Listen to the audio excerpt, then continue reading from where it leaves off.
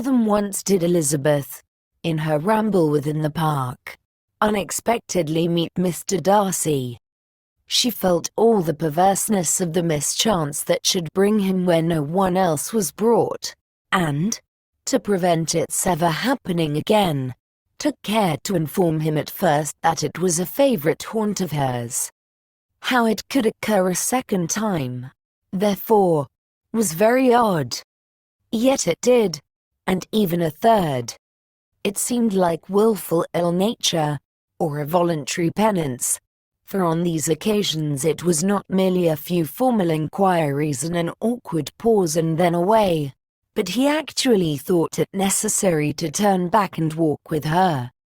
He never said a great deal, nor did she give herself the trouble of talking or of listening much, but it struck her in the course of their third rencontre that he was asking some odd unconnected questions about her pleasure in being at Hunsford, her love of solitary walks, and her opinion of Mr. and Mrs. Collins's happiness, and that in speaking of Rosings and her not perfectly understanding the house, he seemed to expect that whenever she came into Kent again she would be staying there too.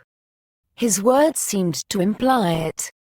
Could he have Colonel Fitzwilliam in his thoughts? She supposed, if he meant anything, he must mean an allusion to what might arise in that quarter. It distressed her a little, and she was quite glad to find herself at the gate in the Pales opposite the parsonage.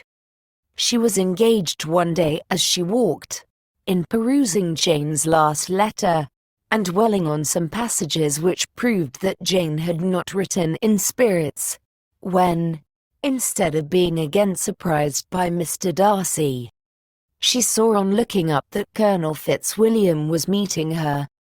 Putting away the letter immediately and forcing a smile, she said, "I did not know before that you ever walked this way." "I have been making the tour of the park," he replied, "as I generally do every year, and intend to close it with a call at the parsonage." "Are you going much farther?" "No, I should have turned in a moment." And accordingly she did turn, and they walked towards the parsonage together. "Do you certainly leave Kent on Saturday?" said she. "Yes, if Darcy does not put it off again. But I am at his disposal. He arranges the business just as he pleases.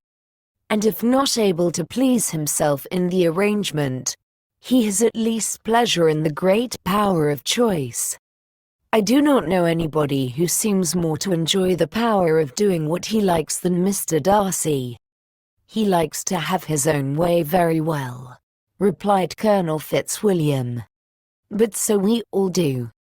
It is only that he has better means of having it than many others, because he is rich, and many others are poor.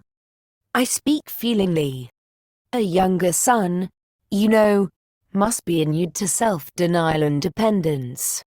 In my opinion, the younger son of an earl can know very little of either.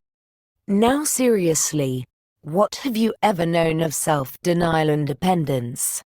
When have you been prevented by want of money from going wherever you chose, or procuring anything you had a fancy for? These are home questions, and perhaps I cannot say that I have experienced many hardships of that nature. But in matters of greater weight, I must suffer from want of money.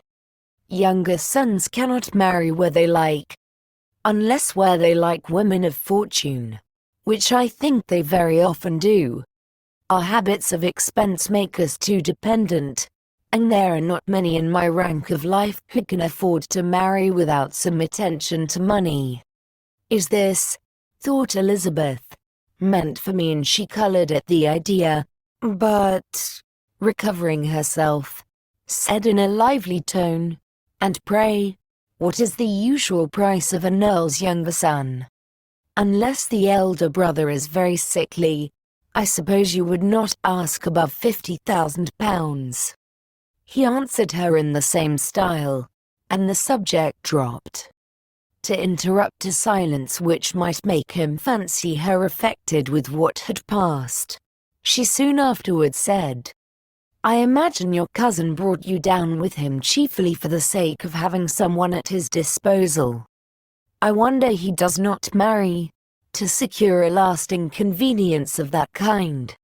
But perhaps his sister does as well for the present, and, as she is under his sole care, he may do what he likes with her."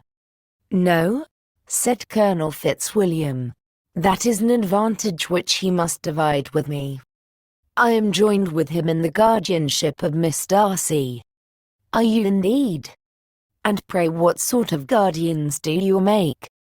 Does your charge give you much trouble? Young ladies of her age are sometimes a little difficult to manage, and if she has the true Darcy spirit, she may like to have her own way." As she spoke she observed him looking at her earnestly, and the manner in which he immediately asked her why she supposed Miss Darcy likely to give them any uneasiness, convinced her that she had somehow or other got pretty near the truth. She directly replied, "You need not be frightened. I never heard any harm of her, and I dare say she is one of the most tractable creatures in the world. She is a very great favourite with some ladies of my acquaintance, Mrs. Hurst and Miss Bingley. I think I have heard you say that you know them." "I know them a little. Their brother is a pleasant gentleman-like man.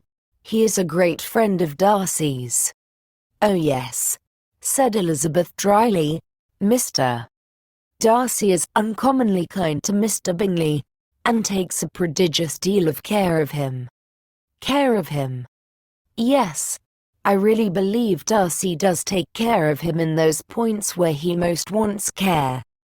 From something that he told me in our journey hither, I have reason to think Bingley very much indebted to him. But I ought to beg his pardon, for I have no right to suppose that Bingley was the person meant. It was all conjecture." "What is it you mean?" "It is a circumstance which Darcy could not wish to be generally known, because if it were to get round to the lady's family, it would be an unpleasant thing. You may depend upon my not mentioning it.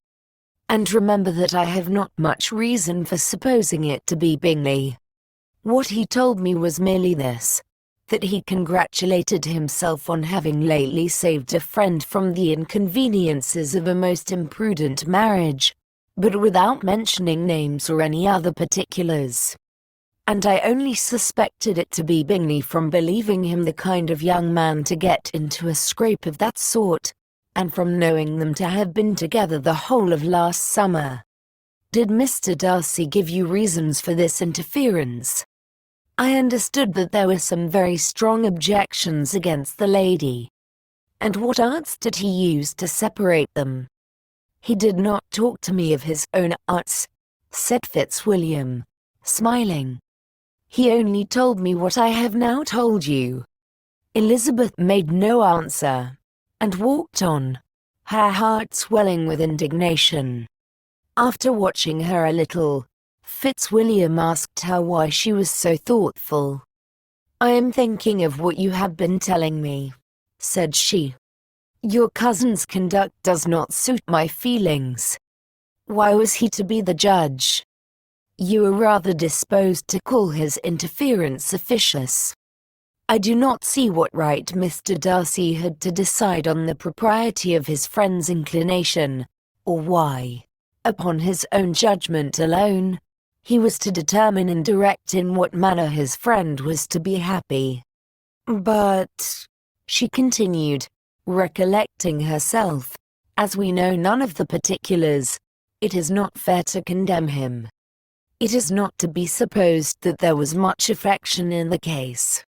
"That is not an unnatural surmise," said Fitzwilliam, "but it is a lessening of the honour of my cousin's triumph very sadly." This was spoken jestingly, but it appeared to her so just a picture of Mr. Darcy, that she would not trust herself with an answer, and therefore, abruptly changing the conversation, talked on indifferent matters until they reached the parsonage. There, shut into her own room, as soon as their visitor left them, she could think without interruption of all that she had heard. It was not to be supposed that any other people could be meant than those with whom she was connected. There could not exist in the world two men over whom Mr. Darcy could have such boundless influence. That he had been concerned in the measures taken to separate Bingley and Jane she had never doubted, but she had always attributed to Miss Bingley the principal design and arrangement of them. If his own vanity, however, did not mislead him, he was the cause, his pride and caprice were the cause, of all that Jane had suffered, and still continued to suffer. He had ruined for a while every hope of happiness for the most affectionate, generous heart in the world, and no one could say how lasting an evil he might have inflicted. There were some very strong objections against the lady, were Colonel Fitzwilliam's words, and those strong objections probably were her having one uncle who was a country attorney, and another who was in business in London. To Jane herself, she exclaimed, there could be no possibility of objection, all loveliness and goodness as she is, her understanding excellent, her mind improved, and her manners captivating. Neither could anything be urged against my father, who, though with some peculiarities, has abilities Mr. Darcy himself need not disdain, and respectability which he will probably never reach.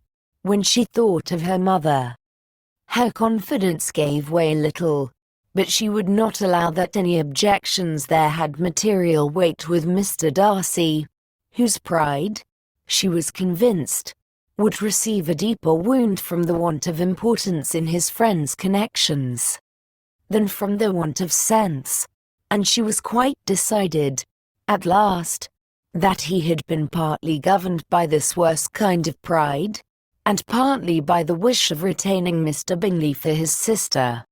The agitation and tears which the subject occasioned brought on a headache, and it grew so much worse towards the evening, that, added to her unwillingness to see Mr. Darcy, it determined her not to attend her cousins to Rosings, where they were engaged to drink tea.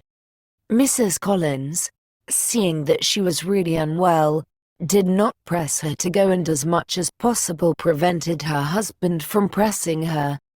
But Mr. Collins could not conceal his apprehension of Lady Catherine's being rather displeased by her staying at home.